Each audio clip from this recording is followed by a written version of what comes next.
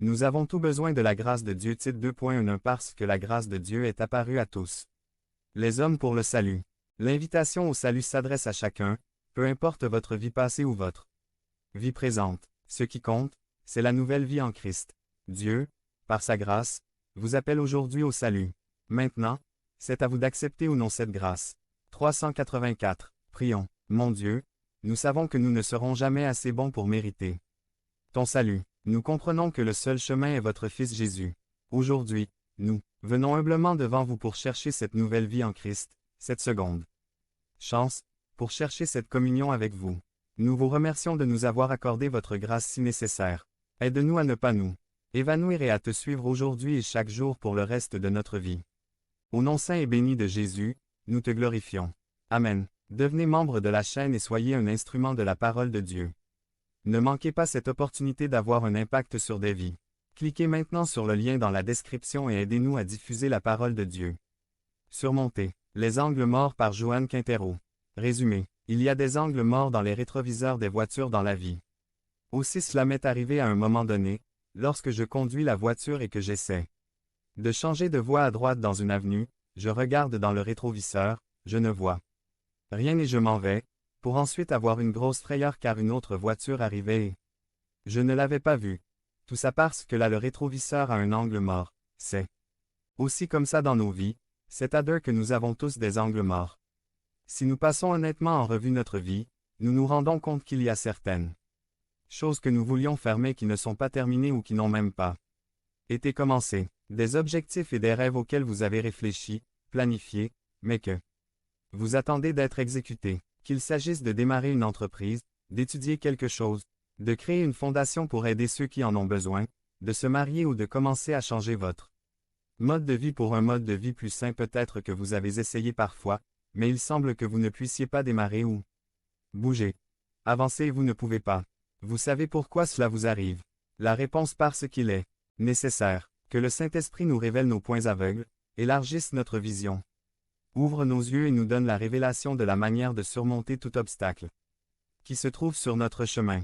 Vous avez besoin que Dieu fasse avec vous ce qu'il a fait avec le serviteur du prophète Élisée, lorsqu'il était attaqué par une armée envoyée par le roi de Syrie. Lisons-nous dans 2 Rois 6, 15 à 17 Hélas, mon Seigneur. Et maintenant, qu'allons-nous faire? Et Élisée lui dit, n'aie pas peur, car il y en a plus qui sont avec nous que ceux qui sont avec eux. Immédiatement après, Élisée pria avec ces paroles. Seigneur, je te prie, ouvre les yeux de mon serviteur, pour qu'il voie. TLA. Avant de prier, Dieu ouvrit les yeux du serviteur et il put voir la grande et puissante armée du Seigneur. La peur bloquait la vision du serviteur et Dieu lui ouvrit les yeux. 385. Gardez ceci à l'esprit, plus nous avons une vision plus large, plus claire et plus dévoilée des choses de Dieu, de sa puissance, de son gouvernement, de sa capacité et de son amour. Pour nous, moins la peur viendra dans nos cœurs et plus la force nous viendra et nous affronterons les défis et les difficultés de la vie. Avec cette capacité, nous pourrons avancer car la foi nous permettra d'ouvrir de nouvelles portes pour réaliser les rêves et les desseins donnés par Dieu à chacun de nous. Désormais, si vous vous sentez coincé, vous avez 2 options. Continuez avec les angles morts ou priez Dieu d'ouvrir les yeux pour voir ce que vous ne voyez pas aujourd'hui. Prions. Seigneur, ouvre mes yeux pour que je puisse voir ce que je ne vois pas jusqu'à présent. Je te demande de m'ouvrir la voie pour réaliser l'appel, les rêves et les objectifs que tu as implantés en moi. Qu'il ne voie pas les obstacles, mais les solutions, je te le demande au nom de Jésus. Amen. Verset. Élisée a prié avec ces mots. Seigneur, je te prie, ouvre les yeux de mon serviteur, afin qu'il puisse voir. 2 Rois 6, 17 NKJV. Devenez membre de la chaîne et soyez un instrument de la parole de Dieu. Ne manquez pas cette opportunité d'avoir un impact sur des vies.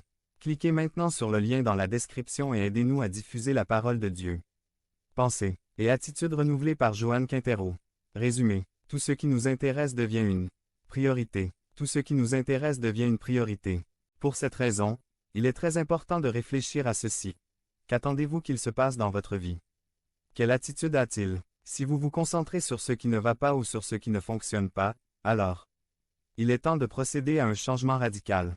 Aujourd'hui est le jour pour sortir de l'état de découragement et de découragement. Éliminez de votre esprit et de votre cœur les mots cela ne peut pas être fait, tout le mal m'arrive. Je suis condamné et toutes les autres pensées similaires.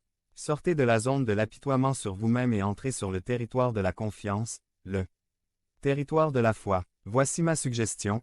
Si les choses que vous avez faites jusqu'à présent n'ont pas fonctionné, alors changez de cap, faites les choses différemment. Prosternez-vous devant le Seigneur et demandez-lui de changer vos pensées et vos sentiments. Pour ceux qui vous mettent en position de croire, qui renferment votre foi et vous font voir la vie avec optimisme et espérance. 386. Prions. Seigneur, merci de m'avoir montré que je pense et que j'agis mal. Point. Je vous demande de m'aider à éliminer les pensées de défaite et de découragement. Je souhaite augmenter ma foi et mon espérance. Qu'il y ait de la joie et de la gratitude pour tout. Ce que vous avez fait, faites et ferez pour moi, je le crois et je le déclare au nom de Jésus. Amen. Verset. Une grande joie est dans mon cœur et dans mon âme. Tout mon être ressent une grande confiance. Psaume 16. 9 NKJV. Devenez membre de la chaîne et soyez un instrument de la parole de Dieu. Ne manquez pas cette opportunité d'avoir un impact sur des vies. Cliquez maintenant sur le lien dans la description et aidez-nous à diffuser la parole de Dieu. Comment vivre mieux et réussir à la manière de Dieu par Joanne Quintero. Résumé. Tous les êtres humains ont besoin de guides pour nous apprendre à vivre mieux et à réussir dans la vie. Tous les êtres humains ont besoin de guides pour nous apprendre à vivre mieux et à réussir dans la vie, c'est-à-dire pourquoi la rubrique Croissance personnelle est l'une des meilleures ventes en librairie. Curieusement, le meilleur livre pour cette croissance ne se trouve pas dans cette section, il s'appelle la Bible, et on le trouve dans la section livres religieux ou religion. Dans mon cas particulier, au début, je pensais que c'était la bonne section, mais dans mon chemin de foi, j'ai réalisé que c'était une erreur. Dans mon cas, la Bible est mon manuel de vie pour un usage quotidien. Il contient des éléments historiques, des histoires d'amour, des conseils, des expériences, des exemples, des comparaisons, des vers, de la poésie et bien plus encore. Mais le plus important est que Dieu se révèle comme un Dieu personnel, qui désire établir une relation directe et unique avec chacun de nous. Une relation qui s'établit et commence en une seule personne. Jésus-Christ. Esta relación se construit día a día, al conocer su palabra, al orar, al participar. De los servicios, así Dios se va revelando en nosotros y nos va transformando. Porque la palabra actúa en cada creyente, esa es la evidencia personal que daremos como testimonio de vie. Note à étudier. De nombreuses controverses ont existé sur la véracité de la Bible en tant que parole de Dieu.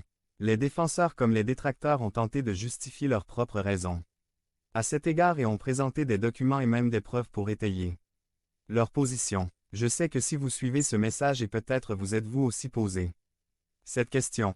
La Bible sera-t-elle la parole de Dieu? L'apôtre Paul dans le verset du jour nous dit que la parole agit en vous, les croyants, en d'autres termes, qu'il doit y avoir des preuves personnelles. 387. Expériences particulières qui produisent des changements chez la personne lors de la lecture et de la connaissance de la parole de Dieu. Verset. Nous ne cessons donc de rendre grâce à Dieu, car lorsque vous avez entendu la parole de Dieu que nous vous avons prêchée, vous l'avez acceptée non comme une parole humaine, mais comme ce qu'elle est réellement, la parole de Dieu, qui agit dans vous.